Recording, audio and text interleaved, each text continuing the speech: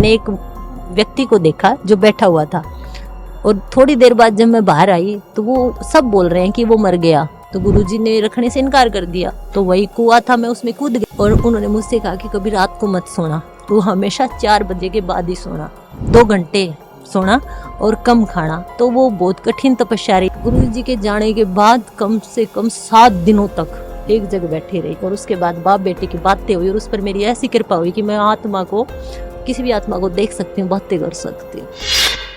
नमस्ते, मेरा नाम विवेक है। एनएमएफ न्यूज़ देख रहे हैं आप। आस्था की डुबकी में हर कोई डूबा हुआ है। ये महाकुंभ है और इस महाकुंभ में तमाम साधु संतों की कहानी, किस्से हम हर रोज़ लेकर आ रहे हैं। यहाँ पर तमाम ऐसे साधु संत हैं जो सिर्फ महाकुंभ और कुंभ अर्धकुंभ में ही दिखते हैं। उसके बाद ये कहाँ चले जाते हैं ये किसी को भी नहीं पता चलता। ऐसे में हर कोई इनकी कहानियों से रूबरू होना चाहता है और हर अखाड़े में महामांडलेश्वर की भूमिका बहुत बड़ी होती है। महामांडलेश्वर के द्वारा ही अखाड़ा जो है वो कहीं ना कहीं अपनी जिम्मेदारी को जो है पूर्ण करता नजर आता है। और ऐसे ही एक मेरे सामने जो शख्सियत बैठी हुई हैं, जो महाराज इस वक्त नजर आ रहे हैं, ये पूज्य महामांडलेश्वर श्री श्री 1008 साध्वी शक्तिपुरी जी महाराज हैं, जिन्होंने 7 साल पहले एक ऐसा गाना गाया था जो बहुत ही ज़्यादा पॉपुलर हुआ था। 176 मिलियन उसके व्यूज़ हैं। और काला काला कहवे गुजरी भजन की जो सुप्रसिद्ध गायिका हैं वो इस वक्त मेरे साथ में हैं और हम इनसे तमाम चीज़ों पर बातचीत करेंगे। महाकुंभ के बारे में बात करेंगे, महाकुंभ में जो घटना घटी उसके बारे में बात करेंगे, इनके जीवनी के बारे में बात करेंगे, साध्वी कैसे बनी, क्या सफ़र रहा। और एक चीज़ जो इन्होंने ऑफ कैमरा मुझे बताया वो मैं इंट्रो में ही बता देता हूँ कि इन्होंने मंत्र के ज़रिए आत्मा पर रिसर्च किया है, जो कि एक बहुत बड़ी कामयाबी कह लें या एक तरीके से कह लें कि एक बहुत बड़ा दिलचस्प किस्सा है ये। तो बातचीत की शुरुआत करते हैं और जानते हैं कि आखिरकार कहाँ से कैसे ये सफ़र शुरू हुआ और कहाँ की रहने वाली हैं। वो सब कुछ वो अपने मुख से ही बताएंगे। नमो नारायण। नमो नारायण जी। माता जी, कहाँ से रहने वाली हैं आप? मैं हरियाणा से रहने वाली हूँ। हरियाणा से। महाकुंभ में कब आना हुआ आपका? मैं 3 दिन पहले आई हूँ महाकुंभ में। 29 को मैंने मोनी माउस पे स्नान किया है और आज भजन संध्या का मेरा प्रोग्राम है और फिर मैं हरियाणा वापस जा रही हूँ। माता जी, आपसे जानना चाहेंगे कि इस वेशभूषा में कब आई, किस मंत्र के ज़रिए आपने आत्मा को प्राप्त किया? एक तरीके से कहा जाए आत्मा पे आपने जो रिसर्च किया है वो बड़ी दिलचस्प कहानी रही जब आपने मुझे ऑफ कैमरा बताया। तो ज़रा उसके बारे में बताएं कि आत्मा पर रिसर्च करना क्या था, वो कैसा था, और अब तक जो आपका ये जीवन रहा है इनमें ऐसे क्या क्या चीज़ें हुई हैं जो लगता है कि हाँ वाकई में कोई और कर नहीं सकता, हमने किया है, और एक डरा देने वाली, चौंका देने वाली चीज़ें हुई? देखिए, ये संस्कार तो मुझे घर से मिले, माँ बाप से मिले, ये सब मिला, लेकिन मेरे जीवन की एक घटना घटी। मैंने एक व्यक्ति को देखा जो बैठा हुआ था, और थोड़ी देर बाद जब मैं बाहर आई तो वो सब बोल रहे हैं कि वो मर गया। तो मेरे मेरे अंदर एक ऐसी इच्छा जागी कि ऐसा क्या निकला। उस दिन से ये इच्छा इतनी प्रगाढ़ हुई कि मैं माँ बाप और सबको कहती हुई कि मेरे को गुरु चाहिए, क्योंकि ये हमारे गुरु ही बता सकता है। तो गुरुजी ने रखने से इनकार कर दिया। तो वही कुआं था, मैं उसमें कूद गई कि नहीं रखोगे तो। इतनी प्रबल इच्छा जागी कि ऐसा क्या निकला इसके शरीर से। उसके बाद गुरुजी को विश्वास हुआ कि ये सच में जानने आई है। माँ बाप ने, सब ने कहा कि इसको जानना है इस चीज़ के बारे में। देखिए, मुश्किल होता है घर छोड़ना और ना घर वाले ही करते, लेकिन इच्छा प्रबल हो तो सब राजी हो जाते हैं कि बच्चे की इच्छा है। तो उसके बाद गुरुजी ने मेरे को जो भी तपस्या होती थी, मेरे गुरुजी ने मेरे को ये कहा कि बेटा, अगर तुझे उसको जानना है ना कि शरीर से क्या निकलना है, तो उसके लिए तू भजन कर। वैसे भी गुरुजी ये कहते थे बेटा भजन करना, उन्होंने कुछ पकड़ने के लिए कहा ना छोड़ने के लिए, उसने भजन कर। और उन्होंने मुझसे कहा कि कभी रात को मत सोना, तो हमेशा 4 बजे के बाद ही सोना, और ज़्यादा से ज़्यादा 2 घंटे सोना और कम खाना। तो वो बहुत कठिन तपस्या रही, शायद तलवार की धार पे चलने की, लेकिन मेरी इच्छा प्रबल थी उसको जानना। और मेरे ऊपर गुरु कृपा ऐसी हुई कि मेरे गुरुजी 1 साल पहले कहते थे बेटा मैं जाऊँगा, तो हम यकीन नहीं करते थे। तो जो जो घटना घटी, उन्होंने जो बातें कही ना, वो मेरे साथ घटी। लेकिन वो घटी तब मैंने ये देखा कि वो जो कहते थे वो तो हो रहा है, लेकिन हम गुरु बेटी की बातें कैसे हों उस आत्मा में। देखिए, मैंने कहाँ एक व्यक्ति को मरे हुए देखा, और 13 साल के बाद फिर गुरुजी से बातें कैसे हो। फिर मैं गुरुजी के जाने के बाद कम से कम 7 दिनों तक एक जगह बैठी रही, और उसके बाद बाप बेटे की बातें हुई, और उस पर मेरी ऐसी कृपा हुई कि मैं आत्मा को, किसी भी आत्मा को देख सकती हूँ, बातें कर सकती हूँ। आत्मा को देख सकती हैं, आत्मा से बातें कर सकती हैं, ये बड़ा अजीब सा सुनने में लग रहा है। लेकिन ये कैसे मुमकिन हुआ या कैसे मुमकिन होता है? ये देखिए इतना आसान तो मैं नहीं कहूँगी, कम से कम ये देख लो 17 साल लग गए होंगे। और उसके बाद जब गुरुजी जाने के बाद मैं गुरुजी से कनेक्ट हुई हूँ, क्योंकि गुरुजी ने बेटी की तरह तप, भजन और जो मेरे को दिया है, तो वो उसको देखिए, संसार से जुड़ोगे तो मोह है, लेकिन गुरु से जुड़ोगे तो वो परमात्मा के प्रति प्रेम है। लेकिन उससे जुड़ के अब, और लेकिन जब ये चीजें मेरे साथ हुई ना कि आत्मा को देखना, अनुभव करना, अब मेरे को ये भी फीकी लगती है, ये भी फीकी लगती है। हाँ, आप कुछ नई चीजों पर अब कुछ करना ही नहीं, कुछ करना ही नहीं, जो होगा ना वो सब ही होता है। अब तो अपना बैठ के भजन करना है, और जो नीति करवाएगी वो करना है। अब जान चुके कि नीति करवाएगी हमारे कर्म, लेकिन उनको भी गहराई से करना है। जो नीति करवाएगी ना उसको गहराई से करना है। मंत्र साधना के जरिए ये मुमकिन हुआ।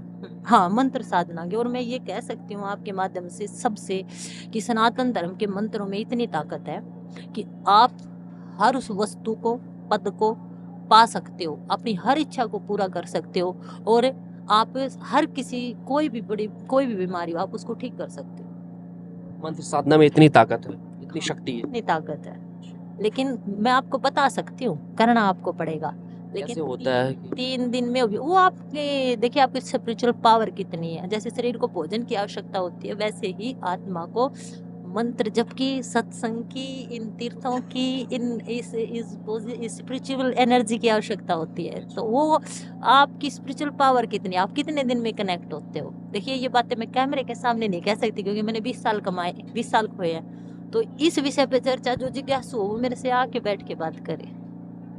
हाँ, लेकिन वो बात कर सकता है अपने साथ, जो जिस भी आत्मा से बात करना चाहे ना उससे हो सकती है। कैसे पता चलेगा कि आत्मा, अक्सर ये कहा जाता है कि जब आप किसी शमशान घाट पे जाएंगे तो शमशान घाट पे ही लोग कहते हैं कि मतलब इंसान की मौत होती है जब वो अपना प्राण त्यागता है, तो प्राण त्यागने के वक्त में ही क्या वो आत्मा उसी वक्त उनके शरीर को छोड़ देती है?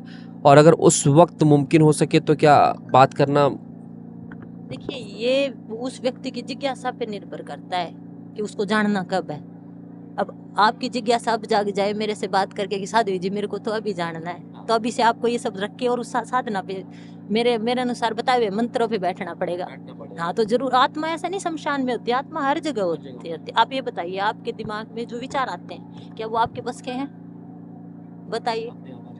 नहीं, मतलब हाँ, वो सोचते हैं, वो सूक्ष्म रूप में वो कर्म के माध्यम से, प्रारब्ध के माध्यम से वो आत्मा अपना काम कर रही है, बस इस तरीके से। तो आत्मा से आप बात कर सकती हैं।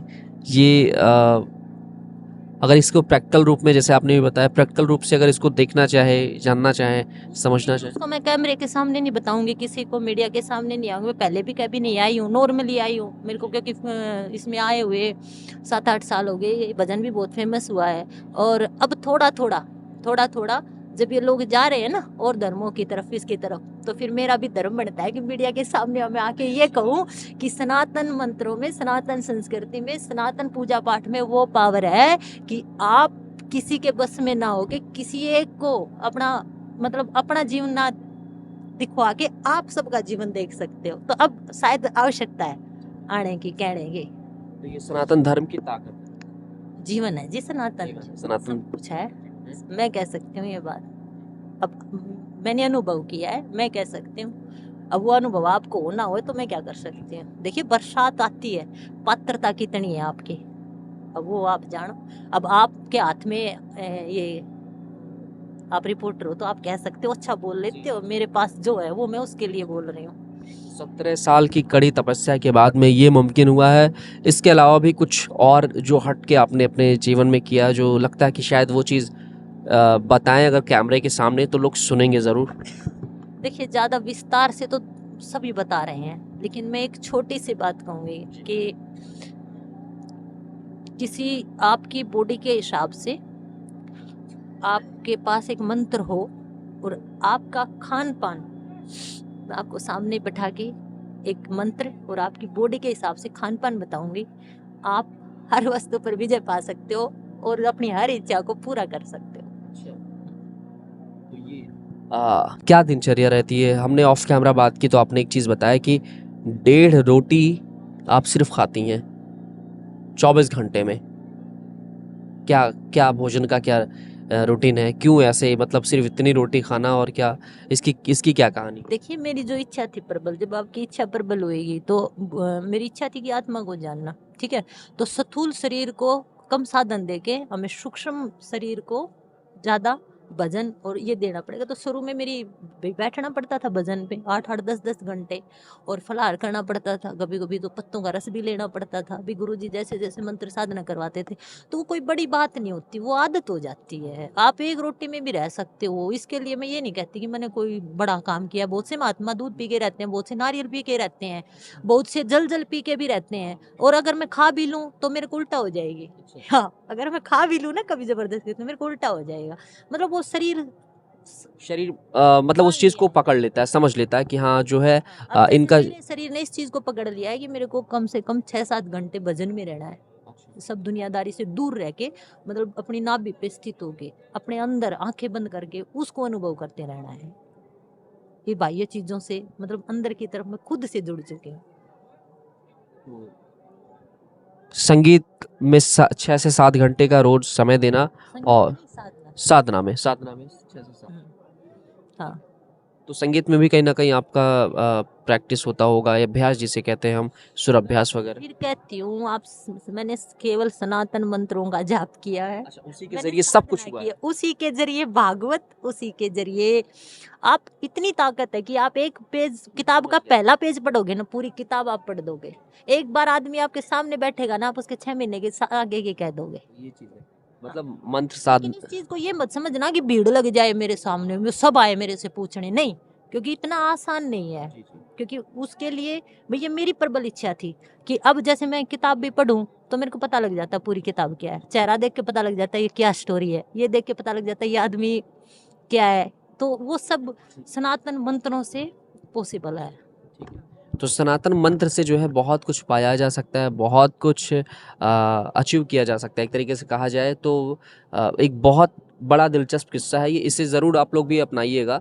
और अच्छा, जो लोग अपनाना चाहें, जो लोग करना चाहें, जैसे आपने बताया कि उसी के ज़रिए आपका सब कुछ चलता है। संगीत की दुनिया भी है, आप कथावाचक भी है। मैं एक चीज़ बता दूं कि माता जी कथावाचक भी हैं, और कथा के ज़रिए जो है देश और दुनिया भर में जो है ये अपना नाम कमा रही हैं और बेहतर कार्य कर रही हैं।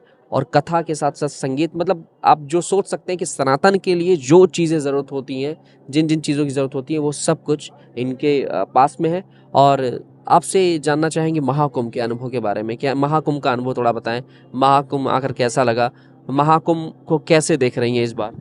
देखिए, वैसे तो मुझे हर क्षेत्र, हर जगह, हर तीर्थ अच्छी लगती है, क्योंकि जो खुद में रहते हैं उनके लिए हर जगह तीर्थ है। लेकिन प्रयागराज में आके हम लोगों की आस्था देख के मेरे को बड़ा अच्छा लगा। और देखिए, सरकार ने भी बड़ी अच्छी व्यवस्था की है, लेकिन लोगों की आस्था सनातन के प्रति कितनी भीड़ आ रही है ना। न सोने की परवाह, न खाने की परवाह। अब आप इस चीज को याद देखिए। आप कहते हो कि आपने इतना डिफिकल्ट क्यों चुना, इनके लिए कितनी किलोमीटर चलना, रोड पे सो रहे हैं। वो नहीं, उनके अंदर भी सनातन के प्रति, तीर्थ के प्रति इतनी श्रद्धा है कि वो देह को भूल गए हैं। बस मैंने ये अनुभव किया कि वो कितना प्यार करते हैं। बस सबके मन में एक ही बात है, प्रयागराज प्रयागराज। आप चाहे महाकुंभ, आप चाहे यूट्यूब देखो, आप चाहे टीवी देखो, आप चाहे किसी भी व्यक्ति के मुख पर देखो, प्रयागराज प्रयागराज। दुनियादारी की हर एक मोह माया छोड़कर, सब कुछ छोड़कर, बस हम संगम चले जाएं, हम गंगा जी के पास चले जाएं, बस एक डुबकी लगा लें। उस डुबकी के लिए ना आंखों में नींद, 7-7 12-13 घंटे सफर कर रहे हैं, पैदल चल रहे हैं। और देखो, आप देखना जाके, किसी के चेहरे पे थकान नहीं होगी, बिल्कुल नहीं। आप कैमरे में जाके देखना। तो मैं उस चीज को देख रही हूँ कि आप, और आप भी देखिए कि सनातन में कितनी ताकत है। एक तरीके से कह लें, जो मंत्र साधना की आपने बात कही है, वो मंत्र साधना दिख रही है लोगों के बीच में, लोगों के अंदर दिख रही है कि हाँ वाकई में वो ताकत है, वो चीजें हैं। हाँ, यहाँ से देख सकते हो आप कि सनातन में कितनी ताकत है, आस्था में कितनी ताकत है। कि एक डुबकी लगाने के लिए देश और विदेश उमड़ रहा है प्रयागराज की तरफ। सब कह रहे हैं कि चलो उधर चलते हैं, उधर चलते हैं। एक कितने घंटे सफर करके आ रहे हैं लोग। तो इस चीज को आप जरूर कैमरे के माध्यम से दुनिया को बताना कि सनातन में कितनी ताकत है। तो कथा भी करती हैं।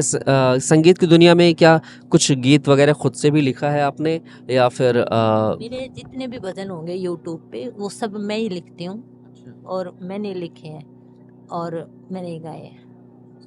तो देखिए लिरिसिस्ट भी है और वोकल्स भी खुद का होता है।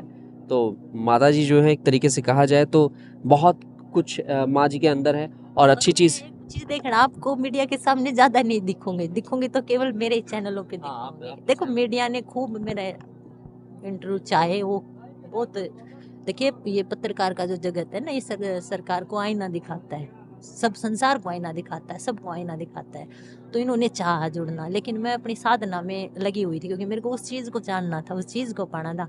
तो अब महाकुंभ में को आप कुछ भी देखिए, मैं यही देख रही हूँ कि देखो सनातन में कितनी ताकत है, हर व्यक्ति कैसे भाग रहा है, कैसे उमड़ रहा है।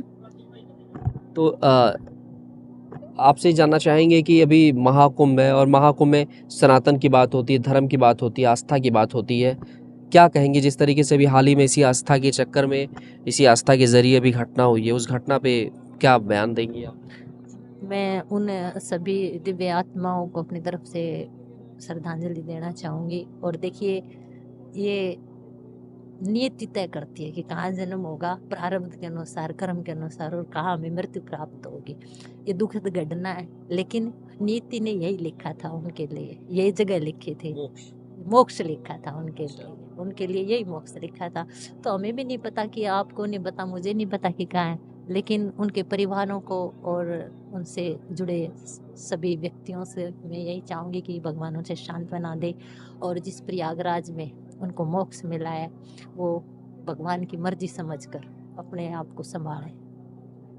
अ, क्या कहेंगे योगी जी के लिए, योगी जी की व्यवस्थाओं पर, और जिस तरीके से तमाम अखाड़े में तमाम जगहों पर व्यवस्थाएं बेहतर हुई हैं ऐसा बताया जा रहा है, आपके लिहाज से कैसी व्यवस्था है? योगी जी के लिए क्या कहेंगे जो संत होकर के एक इतने बड़े कार्यक्रम का आयोजन कर रहे हैं? हालांकि दाग सा लग गया, अब एक तरीके से कहा जाए जो भी घटना घटी, लोग कह रहे हैं दोषी है, ये है वो है, क्या कहेंगे?